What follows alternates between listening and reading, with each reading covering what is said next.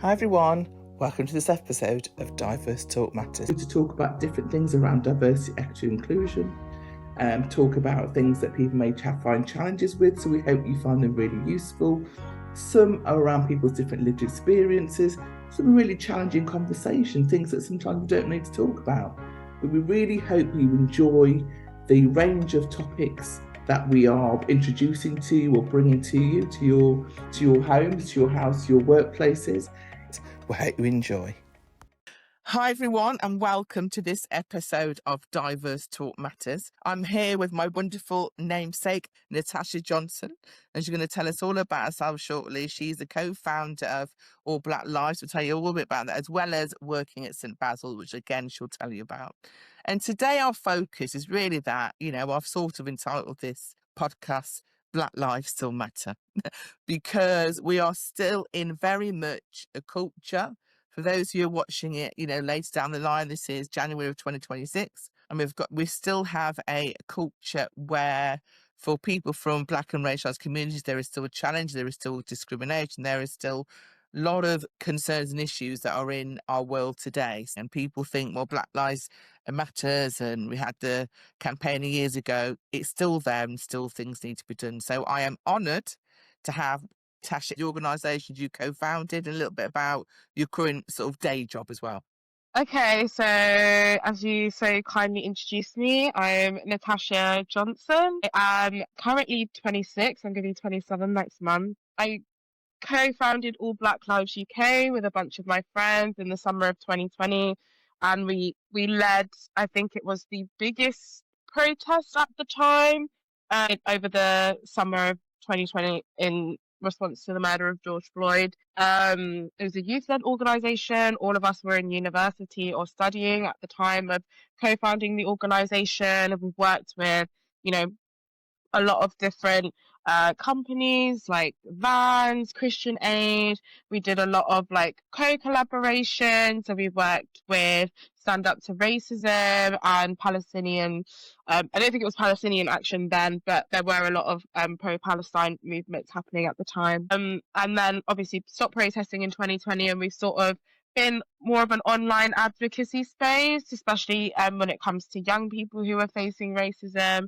We also want to try and do some therapeutic stuff, so like on racial trauma. But yeah, that's a little bit about that. But obviously, it's quite hard when, not all of us live in London or the surrounding areas anymore. Like, protesting doesn't pay, so we've all had to try and find our own avenue. My avenue, I wanted to stay in human rights as much as possible. I now do equality, diversity, inclusion at St. Basil's, which is a youth homelessness charity. So we house 16 to 25-year-olds across the West Midlands and help upwards of 2,000 young people a year with homelessness. But of course, there's many intersectional issues that come under homelessness. Like you've said, right now, there is a lot around immigration and migrants, mostly of who are racialized, come from Asia or Africa, and the sort of issues that they are having with like language barriers and stuff, but also mental health issues. Hopefully that was succinct enough. Yeah, that was wonderful. Thank you very much. So you said there's so many things you said there. I'm like, right, and he's took into lots of those there. So tell me about you. Like you said, you and your friends, and we'll name check your friends. So who are the two co-founders with yourselves? So it is Ima and Tyree. I'm not going to say their last names, but we must make sure we say those as well. So you three got together. So 2020, was another sort of really challenging and difficult time. But a lot of people wouldn't go, you know what, I'm going to set up. We're going to be activists here. A lot of people talk with no action. Yeah. What made you want to go, you know what, enough is enough. I want to do something. Well, I think 2020 really felt like a moment in time where we all had to stop, and it was like there was no distractions from what we were seeing. And I think at that time, I wasn't sleeping very well, using various different methods to cope. And it was just on that day that he was murdered, I was awake and I watched the whole thing like unfold in real time. And I think I felt this sense of obviously dread, but it was also just that like, is everybody else like seeing what I'm seeing right now. Like, when the world wakes up, what is going to happen when the world wakes up and they watch this, you know, public lynching, basically. Mm. And I think I've always been a very outspoken person. I think my background, obviously I grew up in Buckinghamshire, which is quite a white area, experienced racism pretty much as soon as I was like a sentient being and understood, you know, I was different from everybody else.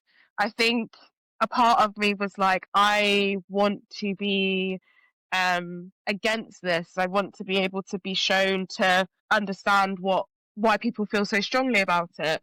And obviously it was on Twitter at the time, and I was just like tweeting a lot, and I was like, you know, sort of 24 hours or so after it happened, or on the day, I was sort of just thinking like, why is nobody doing anything? Like, none of us are going to work.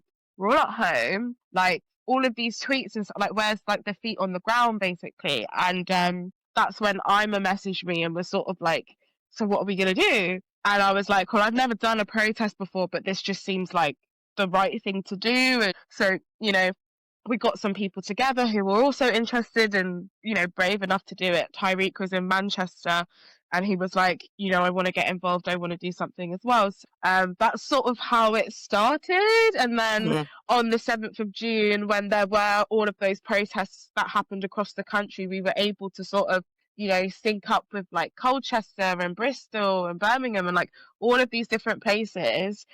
So it was a real like movement when it actually got to where it needed to get. But that would have been what it was in the first instance. We were both just like, well, we can't just wait for someone to do something. That's how I was feeling. I was like, why am I waiting when I'm so capable and I'm so able? Like, what's stopping me from standing up for something that I believe in? So yeah, 21-year-old me was obviously just like, like whatever. So yeah, but I'm glad that I had at that age, you know, the sort of courage, despite the backlash that did follow that, to sort of just be like, whatever, like this is what's right. So I'm going to be on the side of what's right. Yeah, lovely.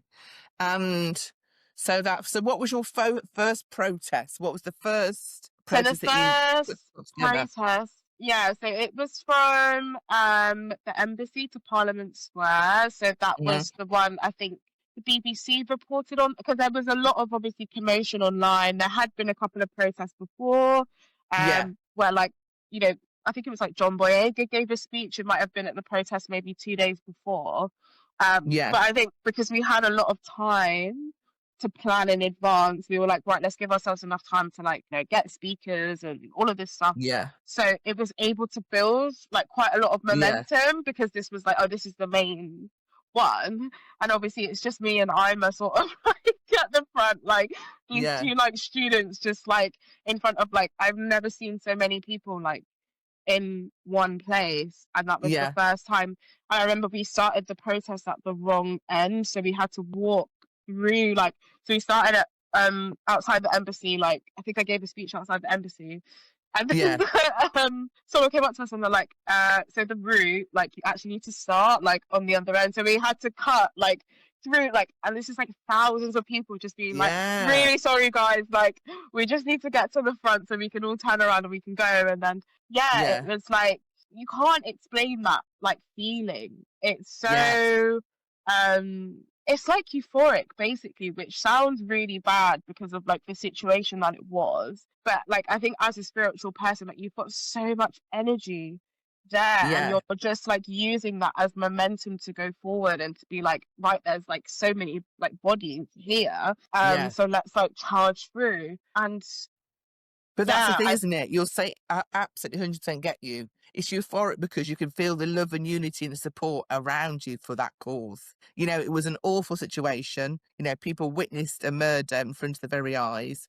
And even though it was all, you know, I can't even say how the words aren't strong enough to say how bad that was. But the fact is, people came to support, people came out, people felt so strongly about it because a lot of these things, and we're going to talk about people, I'm sure, who will watch this or listen to this podcast and go, here we go, why are they still talking about this? And, you know, we'll answer to that later. But this was happening, these sort of things were happening already, but it was just in plain sight. And that's what people don't. This is why there was so much, and you talked about trauma already.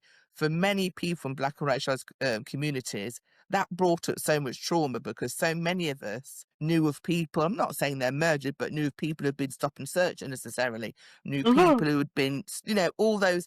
It brought up out a lot, which is why I'm sure the unity, because people, it was absolutely dreadful. But that's not to say it's a new thing. So I remember, because we deliver training and things. We did a lot around race that period. People going, "Oh, that doesn't happen in England. There's no police. There's not racism like that." And I was like, "Are you kidding me?"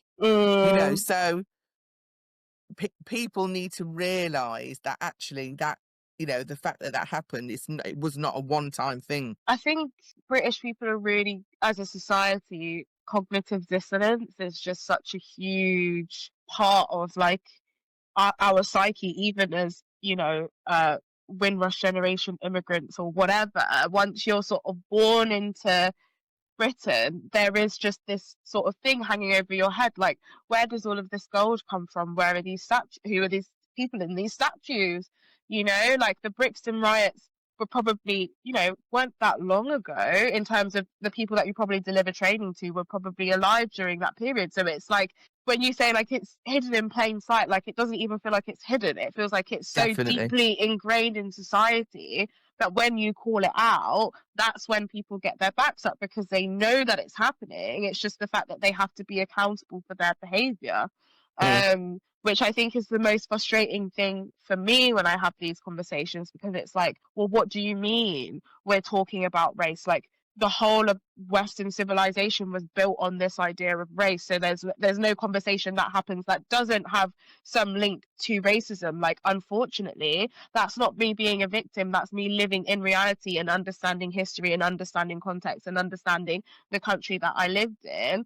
There's only a handful of countries in the world that weren't conquered by England. And you want to tell me that racism is not a prevalent part of the society, that superiority or white supremacies are not a prevalent part of society? Like, it literally doesn't make sense. So from my position, it's like, I'm not arguing with someone who is like completely so detached from reality. It's quite difficult for me to have empathy, because it's just so blatant. And I get that as a white person, you might not be able to, put yourselves in the shoes of someone who has been discriminated against on the basis of your race, but context is very important, and I feel like it's everywhere. So Yeah.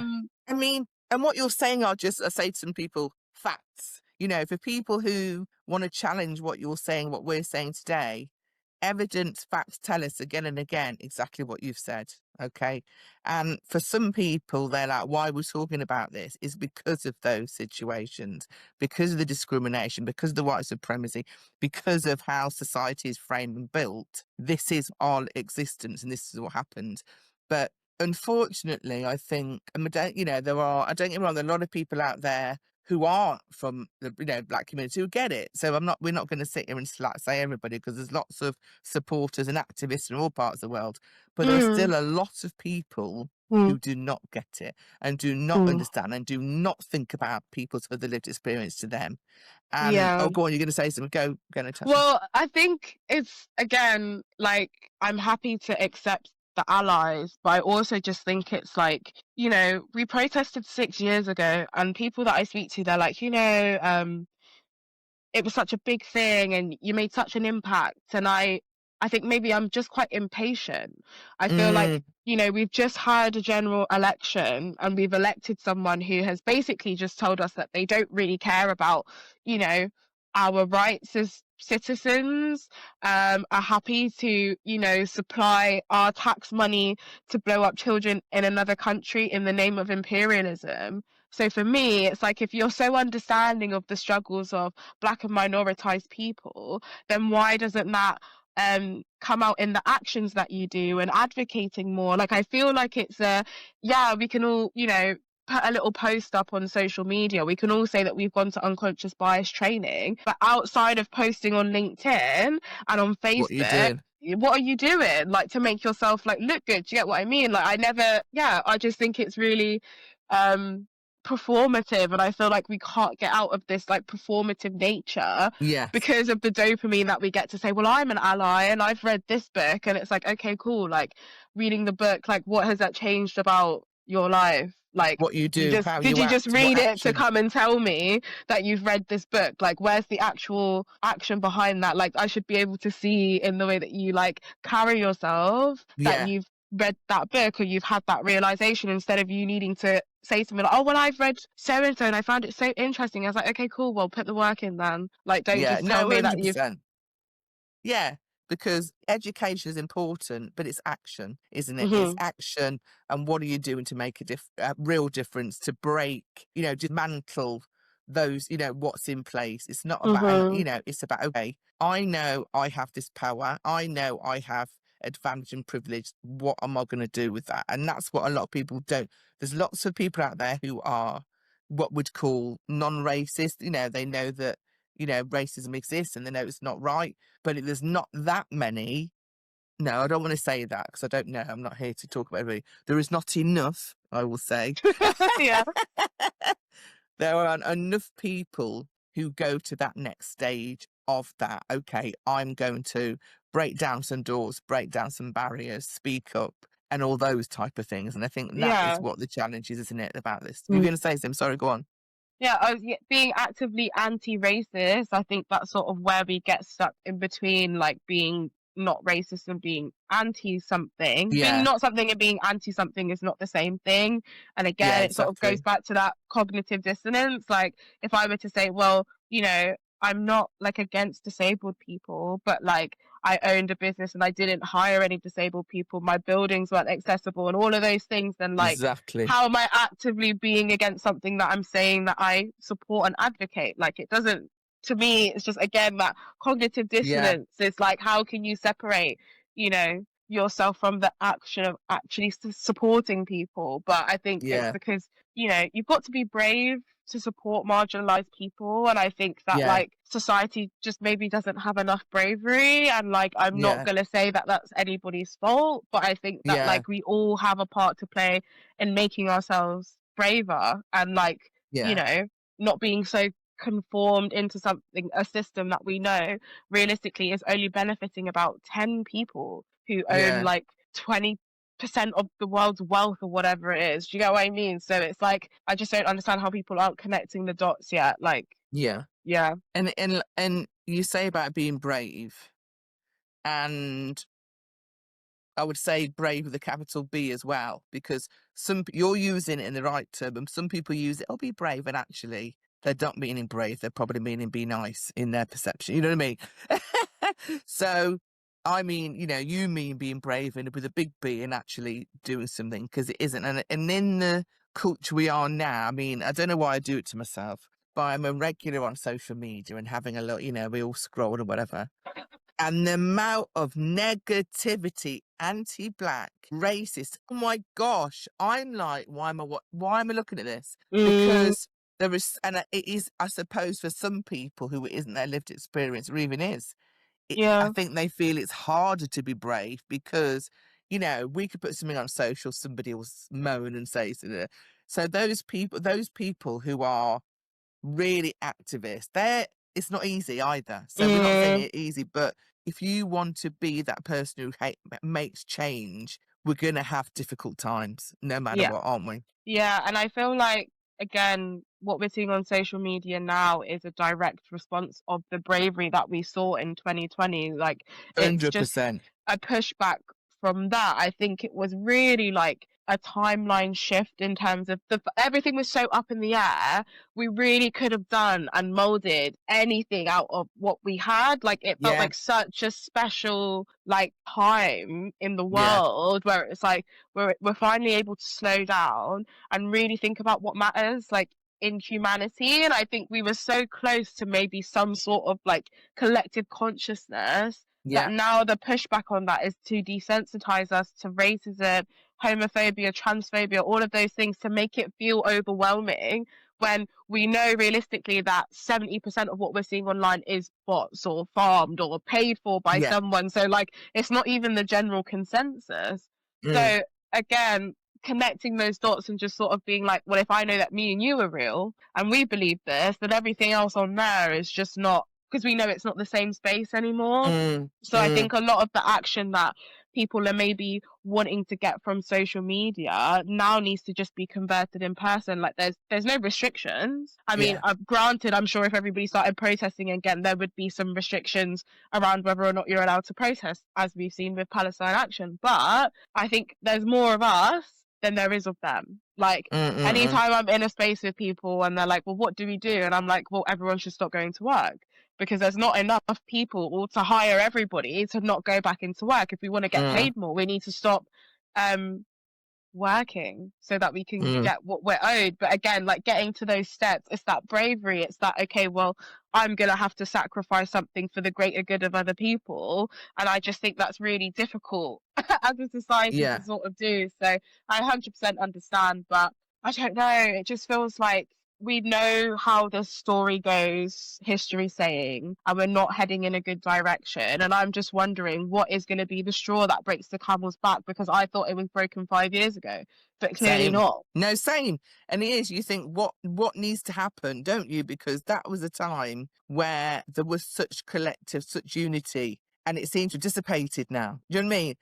And people, I mean, again, we work with a lot of organisations, and I can honestly say the biggest thing that people, not biggest, we do lots of things, but one of the areas of where people really need help with is how to speak up. So if people can't even speak up where we're going to be, and I'm not saying that's bad or, because some people are confident, some people aren't. So, and it's that type of two things. One, organisations need to be able to hear what they don't like to hear and deal with it, which a lot of them don't. And they need to make it okay if somebody says something to you, it's not personal, it's about an issue or something that needs dismantling, whatever.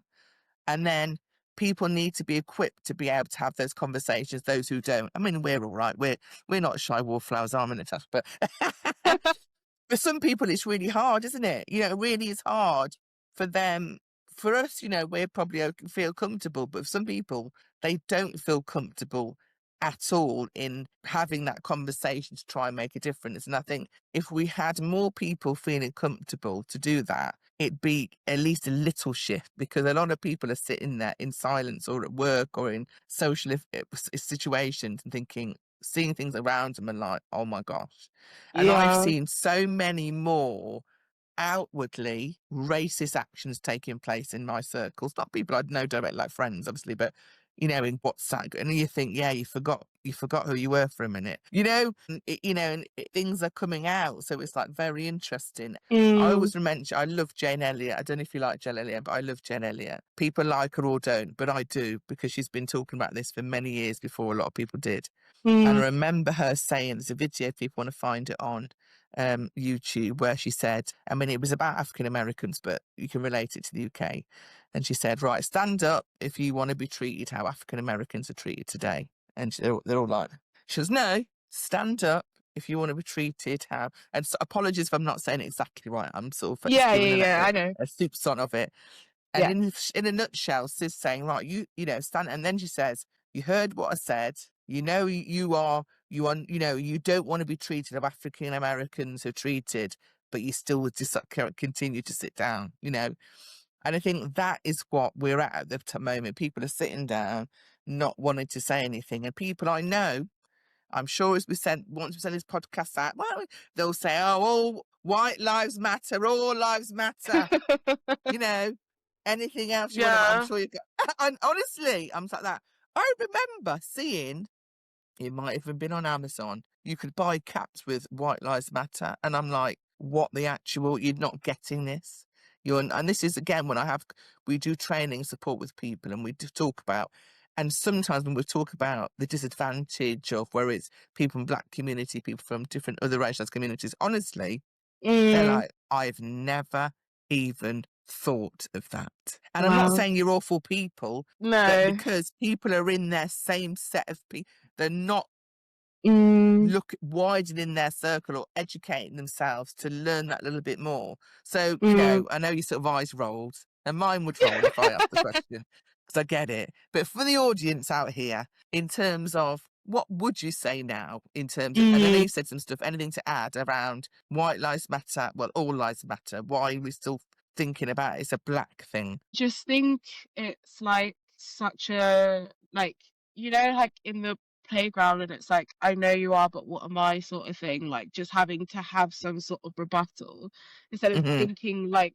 deeply about like why you'd have to put an emphasis on a certain group of people's lives mattering in the first place. Like, if we were all living equally and nobody was treated badly, like, do you think we'd be saying, oh, Black Lives Matter, like just because it's like cool or fun? Like, do you think black people enjoy getting stopped and searched at 9 times the rate of white people? Do you think that black women enjoy dying 4 times more than white women when they're giving birth? Do you think that black school children who are from a Jamaican or Caribbean background enjoy being excluded 3 times the rate of their white peers? Like, I don't understand why, when evidence is so readily available and the internet is basically free, you can get it anywhere. You can go into a library, it doesn't cost any money to pick up a book or search a quote to understand what something means. And this is why, again, why I think it's just this like cognitive dissonance in terms of like, it doesn't matter what I tell you about what black and brown people or people from the global majority are going through, you're still going to have something to say because you only care about having something to say because you're not facing any type of oppression. So me having an opinion that differs from yours is what feels like oppression to you. I wish that's what oppression felt like to me. I wish people disagreeing with My God. me felt oppressive and wasn't just a part of like my everyday life when I do anything. Exactly. Right? No, So imagine all of that 100%. other stuff on top of it. Exactly. No, 100%. And also that, say, what people need to do, you cannot argue with facts. Facts and evidence and research is backing up everything we're talking about today. Okay. So you mentioned the stop and search, the school, and I used to work with kids, I've used to work with young people. I used to run a mentoring project for black and mixed racial people, God, 30 years ago. The same stuff is happening 20, 30 years today. Yeah. You mentioned about women, black women are more likely to die in childbirth, have problems, etc., etc. In fact, we've got another podcast on this. And this is evidenced by, for example, health professionals, education professionals. We're not talking about things that aren't true or aren't happening. Most organisations have health anybody who works in health, for example, has health inequality targets. Not just look at race, they probably look at disability, LGBT, everything. But we're talking about black issues today, right? So, and I know we're going to talk about intersectionality in a mo as well. But if we're talking about that, they are facts. So if anybody out there goes, well, it's all about playing the race card. No, if you want to talk about the race card, the race is a race factual card. So it's about the facts that these things are happening, in any sort of aspect, whether it's hate crime, whether it's, in university, you're more likely to be challenged on your work. In work, you're more likely to be disciplined, have more grievances against you. We could go on. And again, this is back in that we've been doing some work with universities around the fact that, the whole way, sometimes black people treated differently in the workplace and, in university, I should say. So we are not talking about things that aren't there and correct and factual and have been backed up. And those stories are happening again and again and again. So I urge anybody who is saying, what are you still talking about this? What about us? That's not to say there's not going to be support if anybody else needs it. We're not saying that. But what we're saying is look at the hard facts. Those figures are still happening. And in fact, if society carries on as it is, it's going to get worse 100%. as time goes on.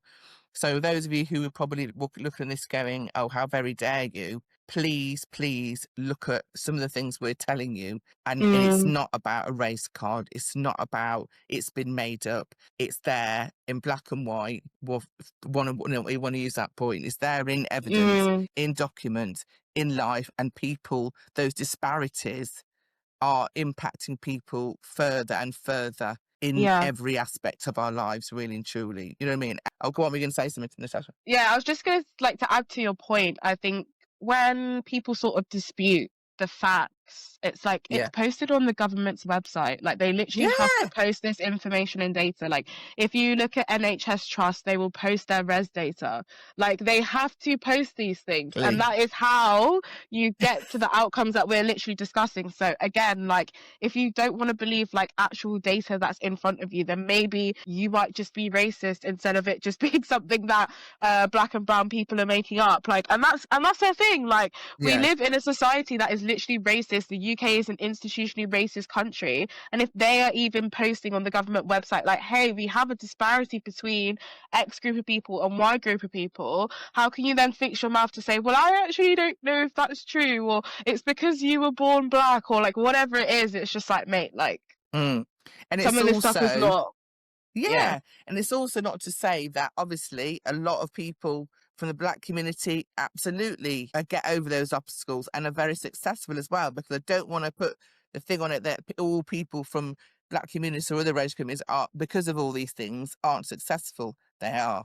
But, you know, it's about those, you know, if you could show me doing a little hurdle race, you know, and the fact of, you know, you do it, and there's a lot of people who are still achieving so much with those obstacles. So yes, some people might say, well, I've had obstacles and it's prevented them. Absolutely. Some do, some don't, because some people will say, well, how come that person does that then and then? No, everybody's experience is individual to them. But as a person of that layer of race on top of it, there's different barriers and hoops and jumps and doors that you have to get through to get where you're going to be. It doesn't mean, you know, anybody's better than anybody else, but it means those challenges could be different for different people. And also in terms of, you know, intersectionality, you mentioned it earlier when you were sort of, you know, to homophobia, transphobia, put the layer of intersectionality on that.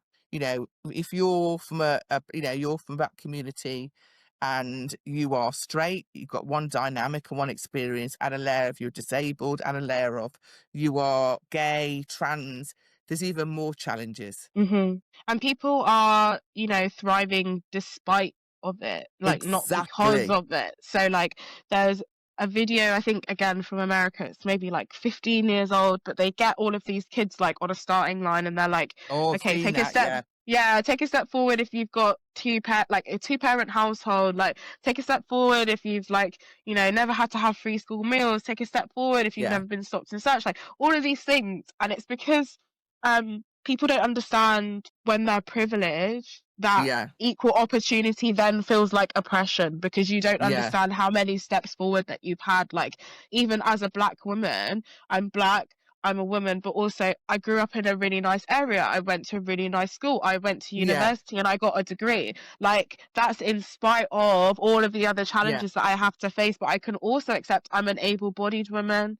You know, I've had a good education. A lot of people who look like me or don't look like me might not also have those challenges. So I have to understand that in some sections of society, I am also privileged. I'm probably 100%. more privileged than a lot of people in the global south, but does that mean that I'm not facing inequities in this country because there are some things I'm privileged about?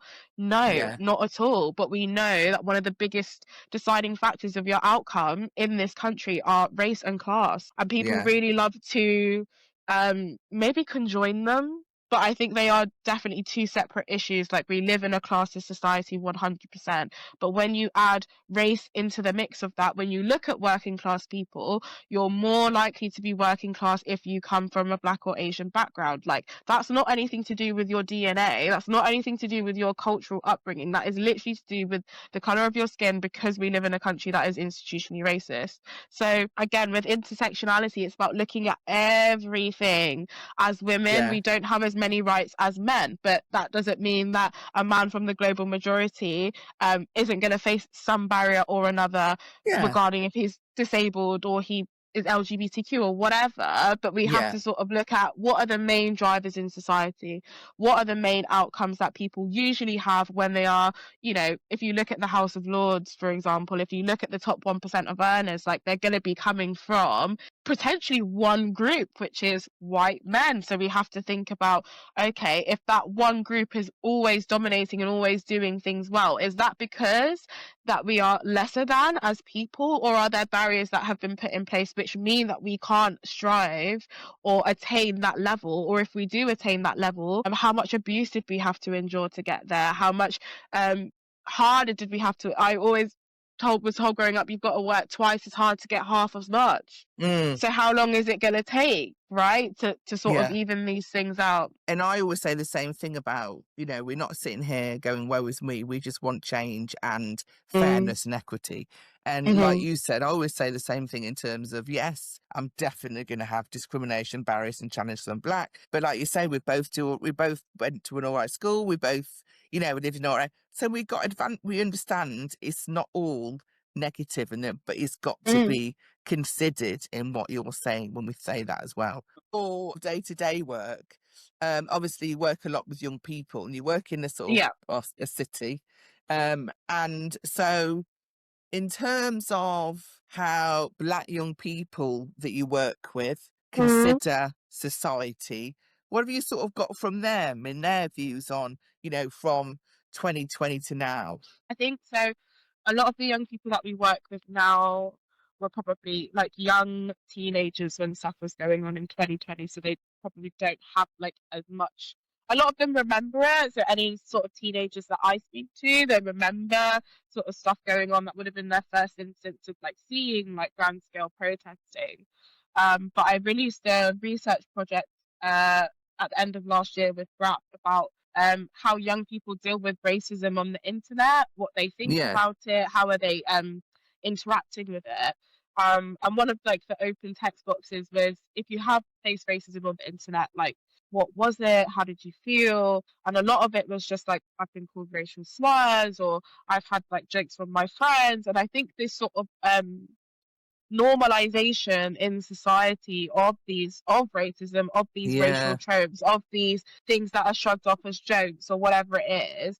And even what I'm seeing in research of is the term IQ being used. And I'm seeing that happening so much. Oh, this is low IQ. Like, you guys are literally peddling race science and you don't even understand like where it's coming from. So I think the fact that it's so ingrained, and I did a live sort of interactive session in a college in Bristol in October, and I made them do the survey, and then I was like, right, we're going to watch this video. It's a BBC video, literally about 7 minutes long, and it's like called The Myth of Race, right? So I get them all to watch this video after filling in the survey, and I'm like, okay, so like, what have you learned from this video? And they're like, well, race literally isn't real. And it's like they're trying to sort of come to terms with these things, that we've had classified in society for the last, I think, 500 years. It's just something that we've made up and developed. It's something that, we've used to transport people from one part of the world to another to make us feel okay about it. So watching, like 18 to 21-year-olds sort of just like come to that realization and that conception. So much conversation was had, and I think that it sort of just opened up a new perspective for them, that the labels and stuff that they identified with maybe just actually don't mean anything at all. And I think the fact that the reason that I focus on young people so much is because they are so moldable. Like, if you give them new information and you tell them what is right and what is true, like, they're going to be able to understand that and embed that, and then that's how it sort of gets passed down, and then they won't be able to be so influenced, I guess, as they grow older, because they'll have learned stuff when they were younger. So I think we really do discount young people when we have conversations about like race and culture and like all of the stuff that's going on in the country at the moment, because young people are really feeling the brunt of all of that, like not just economically and socially, but racially in terms of their identity. They're a second generation Black and brown people that have been born here that don't even feel comfortable to say that they're English, or don't even feel comfortable to say that they're British, and that's not their fault. So how do we have those conversations with them to make them understand the sort of perspective that they're in, and like how they exist in this world, in this country? And how do we develop past these labels of like, Black British or white British or like whatever it is? Like, you should just be able to be like a person in the nation that you were born in, because it was not, you didn't have any choice. So yeah, it was like really eye-opening. And I think at St. Basil's, a lot of the young people that we have are international young people or refugees, so their first language isn't English. So I spent a lot of time, translating all of our main documents into the Yeah. top languages that we get in the organization, just to build that bridge. I think, especially if you're, fleeing from somewhere, you're fleeing to a country that has more than likely got involvement in whatever is going on in your country. Come to a country, you don't have anywhere to live, you don't speak the language, like you're just looking for some sort of like human connection. And I think we really underestimate how much human connection can get done. Like just having a conversation with someone and being open to learning about their life or learning about that experience, I feel like is so frowned down upon, like in the UK culture, like that curiosity, like it's not um embellished in a way that I feel like it should be, especially because if you look at the UK's history, London has always been an international city. It has always been a city where people were coming and going and trading and like doing all of those things. So Yeah. to believe that, we only got people of color here like 100 years ago is literally My gosh. farcical. Like it would not make sense in any historic context, because people have been everywhere for the whole like entire world. So the Exactly. fact that there is a black person calling themselves British, black people have been here forever, just because it's not been, told in a way that makes you feel comfortable. Or And we made know visible, yeah. or made visible. We know that history has been whitewashed. Why would it be so far removed for Yeah. black Africans to have existed here or have been here? Shakespeare wrote about Othello in the 1600s. Like, Exactly. I've got a book. Actually, my brother bought it me, and it was even talking about in the 1500s when African people were here, and like it says, people's like, I know obviously we had the generation, the Windrush generation, but people were here before that. That might have been more when there was mass, sort of yeah, people coming, but actually there's been absolutely hundreds of thousands of people coming from many a year, if people yeah. again would read that up. Mental health, again, within the work you do, also you would, be supporting Mm, people with mental health conditions. And yeah. again, it's an area where, unfortunately, people from the black community are more likely to have, one, have conditions. Secondly, be named to have big diagnosed for conditions that actually they might not have that condition, but that's another story. But Hmm. again, it's all about, mental health and well-being, again, for young black people.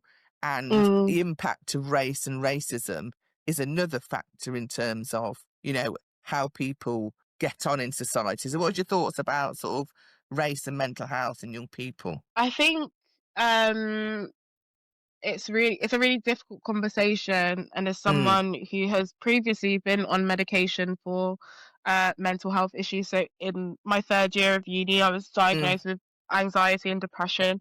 It's mm, mad that it coincided with what happened with George Floyd, just in terms of like, it just, I was connecting all of the dots and everything like that. But I think you're not believed in the first instance when you say that you have these things. And I think there is a real fear in the black community of addressing mental health issues, especially if those mental health issues are things like psychosis or, mm, mm, things that sort of take us outside of what would be sanity. And I'm mm-hmm. pretty sure it's like black Caribbeans or black people in general are like 3 times more likely to get sectioned under the Mental Health Act.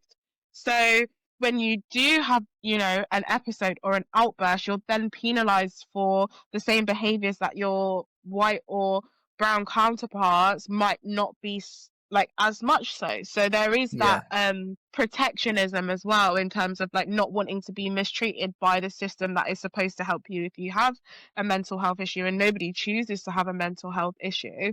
Um, and at St. Basil's, I met a lovely young girl. We were doing an application for her to get onto a university program, and she was telling me about her mental health issues and her struggles. And like, as a 19-year-old, and again with the intersections of being homeless, like how many black people that are in these positions that we see that are homeless have mental health issues, like that they're Mm, usually like pretty intertwined.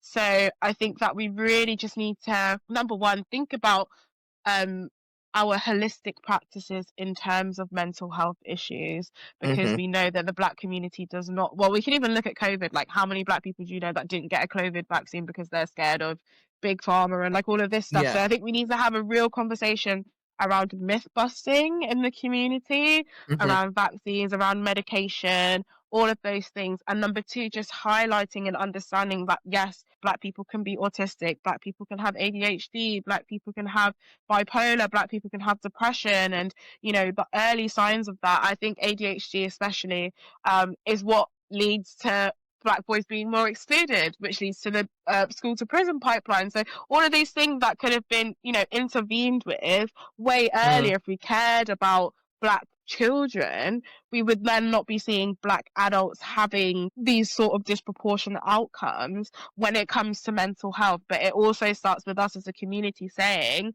okay, but there is mental health issues here. I think Black people on average every week are more likely to experience a mental health like issue, so like anxiety or depression, than any other race, because we're dealing with not just like racialized trauma or generational trauma. We're also dealing with not having the right hair, or being stopped every day, or being questioned about the things that we do, and like that can take a toll on people. And I think that's maybe where they get again a little bit confused. Like, Mm. imagine if you were being questioned every day when you're on your way to work about what are you doing in this area, or people are looking at you with, that's going to put you on edge, and that's going to Mm. turn into something that might have been able to have been Mm. stopped, or at least, you know, tracked and understood if at a younger age we had cared about how Black children were presenting, and not just assuming that they were aggressive, or not just assuming that they wanted to disrupt everything. Maybe there is something underneath that we need to sort of have a look at. So I think just being open about it and not taking it as a failure either. Like, it's not a failure for your brain to act in the way that it does. Like, it happens to all of us. It's not race Needs to, specific. yeah, and also that there needs to be education. So, like I said, I used to work with young Mhm. people 20, nearly 30 years ago, and the figures have missed, I would say the issues are still the same 30 years on, 20, 30 years on. And again, I mentioned this when I was talking in the, when we talked about Black women in health inequalities podcast, that it's still, well, it shouldn't surprise me anymore, but it's still not really negative to me. It's really not good that so many Mm, people in, whether it's education setting, employer setting, health setting, are not educated and informed about these issues. So then the inequalities get bigger and the gaps get bigger. Because you know, and it's great when people do come to us and say we need to learn. Brilliant, but there needs to be more of that. Because when mm. people do go, oh right, I didn't realize, they then can make action. I mean, don't get me wrong, it should do it themselves anyway. And whether it's the medical Yeah. profession, whether it's whoever's the overseer of what they have to learn to do their jobs, that should be a core part of it. It's not, Mm, but for anybody out there, if you're in any sort of field of work where you're working with people of all, like, you should be making sure, how am I making the service, what we do, the support, equipped for everyone. And that means including anti-racist practice. You could all sit here and say, we're anti-discriminatory, okay, but how are you mm. doing that? Yeah. Sometimes when we do training, we talk about the cycle of oppression, and people think, oh, oppression, but actually you mentioned it, it's the fact, all these things we've been talking about, that's oppression, the challenges that you face, but what are people truly doing to break that down? And I think Mm, this is not meant to be a negative podcast. This is there to actually hopefully educate people to go, you know what, I'm going to listen to that and I'm going to do something about it. You mentioned mental health, and I saw on the website something about Mindseed. Tell us a yeah. little bit about that. So we wanted to start. So this was sort of something that we wanted to do, and it's quite difficult, but we wanted to try and get some funding Yeah. for uh young Black people to get like racial trauma therapy, because we understood Oh. that there's a gap. I don't think I've ever really heard of you know, getting racial trauma therapy, but I think um a term that I see being used a lot online is like low racial self-esteem. Hmm. And that's just about like how you perceive yourself, and it's usually when we're talking about Black people. And I think a lot of that comes from trauma, not having the space to sort of figure out, okay, so why did this happen to me? Was it about me? Is this really true? You know, and like that's definitely something that we wanted to do. So Mindseed was supposed to be that, but obviously it's very expensive to of get course. a racial trauma therapist, and then to try. I think we wanted to put 10 young people sort of on that journey, and unfortunately, it just didn't work out in the way But that listen, it we can still be wanted. picked up again. But So, it can mate, you still know, at be the end of picked the up day, because again. Yeah, that issue is not going to go away, is it? it's never going to go So, away. Yeah. so it might be just a future project. So if anybody's out there who is, you know, funds and supports young people, that might be something that hopefully somebody wants to do, because nothing's changing anytime soon. So if they could at least No, support we've got that, time. We've got time. yeah, got plenty of time. And also, I would urge people out there, to anybody in a position of power where you have a team of some sort, are you checking in with them? Are you asking, you know, with the whole culture now of, you know, I've noticed it when I'm going out. There's more people are more vocal about being racist. Even yesterday, I could hear a conversation and I thought, why are you looking at me? So a couple of days ago, it was in Asda. You know, like you get a vibe like they want to stop talking because you're coming, and I was Yeah. unwell, yeah. And then I thought, oh. And then they were like, oh, you know, about these. And they were obviously slagging, you know, talking about immigrants and other stuff. And I just thought, I hadn't heard, if I heard the whole conversation, I might have interjected, but I didn't hear it. But again, people are more vocal in saying anything about whether it's race, whether it's, you know, culture. People are there thinking it's, you know, with the current climate in certain political parties, people are out there thinking it's okay. And I think we've been, again, you know, me and my team, we speak to all sorts of people, and I never forget, you know, quite recently, and it's not just then, but I asked it quite a lot over the last sort of 6 months and said, okay, how are you supporting your teams then in this challenging time? And then it's like tumbleweed, and I'm like, and they're like, we're not really doing anything in additional go. But you know, the climate where we've talked about, you know, it's challenging people who are of difference. I mean, very much in the community now, for lots, not just black communities are racialised, there's the whole lot, you know, we talked about global majority, but there's absolutely lots of other communities who were feeling it as well.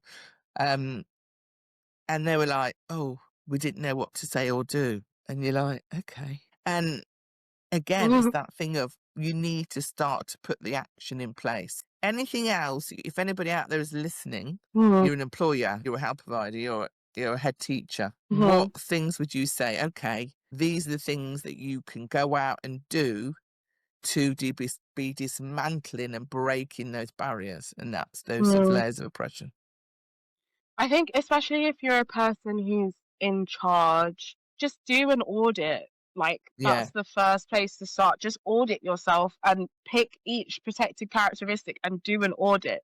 Does it, you know, are you being, so how do you deal with like grievances and stuff? Do an audit and then sort of work backwards from there. I think people are so quick to be like, okay, what is it that I can do? Like, I want to be an ally now, and like they'll do something really quick and then like it just falls apart afterwards. Like, you really need to understand like your institution, your structure, how it works, and then figure out how you can weave anti-racist or anti-discriminatory practices into the structure. Because we talk about dismantling, and we're not going to be able to dismantle thing one by one. Like, it's going to have to be a complete system rip out, and it will probably have to happen at the same time.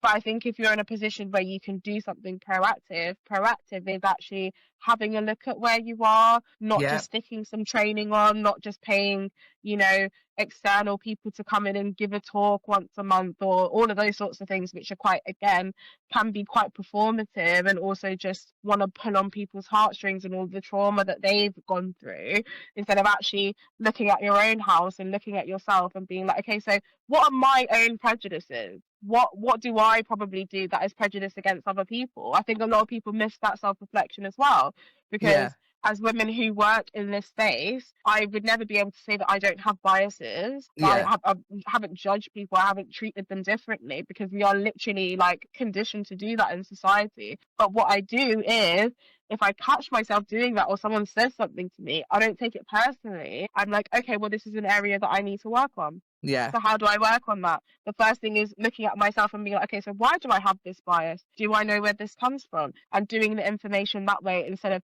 trying to externally get this validation from like these other organizations, like, please tell me what to do. I don't know what to do. You're a grown adult, like do the work on yourself first, and then everything else, it will be easier to implement in other ways. So it's like when I feel like if you're an anti-racist, then you're also usually pro LGBTQ, and you're usually a disabled ally because you're able to use that framework of anti-racism and place it onto all of the other Yeah. um bits of oppression. So I think people need to do that with themselves. Okay, you're an ally, but like, what have you actually done in your own personal life to make sure that you're not discriminatory before going into the system and being like, well, this all needs change? If you can't see where your own, like, you know, blind spots are, how are you going to be able to do that in an organization that you're working with? So self audit, then I'd audit the organization.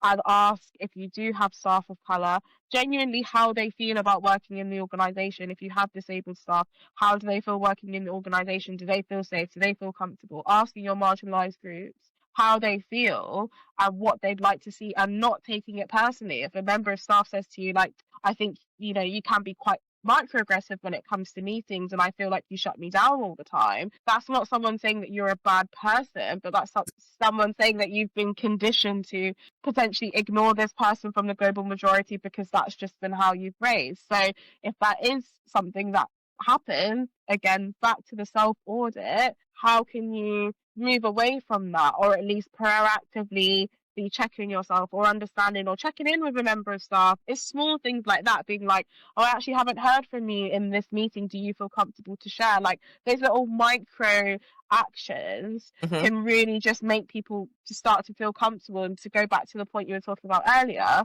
help people to want to speak out. Like once your organization becomes more equitable, you will get an increase in like complaints because people actually feel safe to complain about behaviors because they feel like it's going to get dealt with.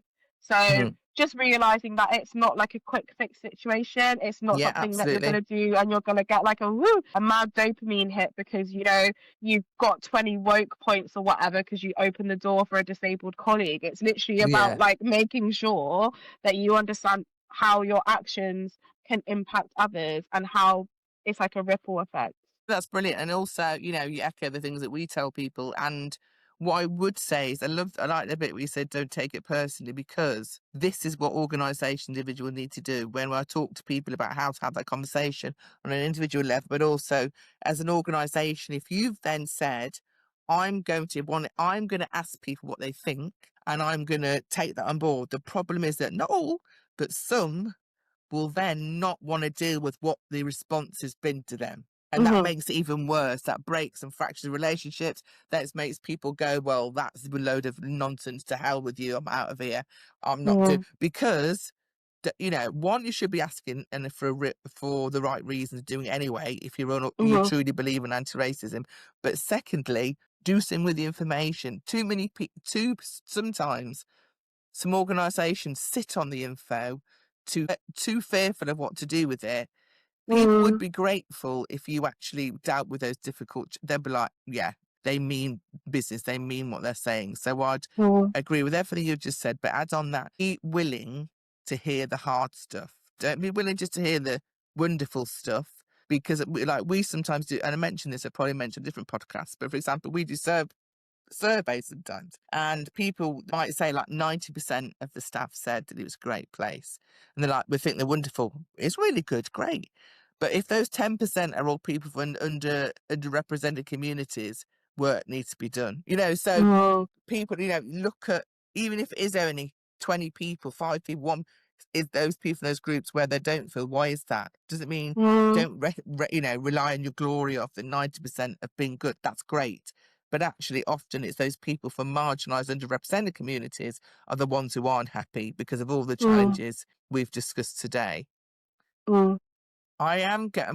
Natasha, as you know, the two Natashas could be talking all day, putting the world to rights, but I will start to sort of think of, and you know, not winding down, but bringing this to sort of a close. But what's in store for All Black Lives UK? Is there anything you want to share about All Black Lives UK? If you want to find out more, get in touch with you, anything like that? Yeah, so the email is still live. So it's allblacklivesuk@protonmail.com. Like, we are still active. Obviously, like, we haven't got any big plans, but I feel like 2026 is, I mean, look at the state of the world right now. Like, you know, we're only 6 days into the month, and it feels like more has happened in the last 6 days and probably the whole of last year. Oh, I And last know. year was crazy. So I definitely feel like we probably will be back on the streets again, but that will be all posted on our socials anytime we do anything. Mhm. I think for me, though, personally, like, I just want to keep having conversations like this and doing talks and going and seeing people and, like, really connecting at a human level, because, like, that's who we all are at the end of the day, to sound really, you know, cliche, but that's basically what it is. Like, we are all on this planet, I think, for a reason, and there's enough space for all of us. Like, I really can't ever comprehend feeling like there's too many people in one space, Yeah. apart from when I go to London, but that's just because it's Another a very story. crowded Okay. city. But in terms of the world, there's No, I know enough what you space mean, for yeah. all of us to fit. Yeah. So Yeah. just exploring that, and just, you know, I'm kind of looking forward to seeing what the world does. I think we're at a sort of crossroads now. And it's really time for us to take the right path, and I'm hoping that I'll be a part of taking the right path with everybody else who decides to come. And yeah, I'm looking forward to just there being more love in the world. And trying to Definitely. get some stuff done on the ground as well. But yeah, Lovely. nothing too big planned right now. Yeah, lovely. And what a better way to end. Lovely. Thank you. Like I said, we might bring you back for part 2. Might do another I year, would a love year, that. or we might do a year from today. What happened next? Do Black Lives Still Matter? Wow. Who knows? Stage 2, part Yeah. 2. So listen, thank you so much. And again, I Thank know we'll you. continue to be in touch. And, you know, I really wanted to have this subject because, you know, Black lives still do matter, and it still does 100%. need to be talked about. Those barriers still do need to be broken. So we hope anybody listening has taken it in the way that it is meant, to people to take on board, you know, what we were saying and how they could hopefully take action. People listening or watching might think, right, after this, I'm going to take 1 or 2 actions, and this is what I'm going to do about it. So that would be great if you could. But Natasha, for now, thank you for your time. Thank you. Hi everyone, welcome to this episode of Diverse Talk Matters. To talk about different things around diversity, equity, inclusion, talk about things that people may find challenges with, so we hope you find them really useful. Some are around people's different lived experiences, some really challenging conversation, things that sometimes we don't need to talk about. But we really hope you enjoy the range of topics that we are introducing to you or bringing to you, to your homes, to your house, your workplaces. We hope you enjoy.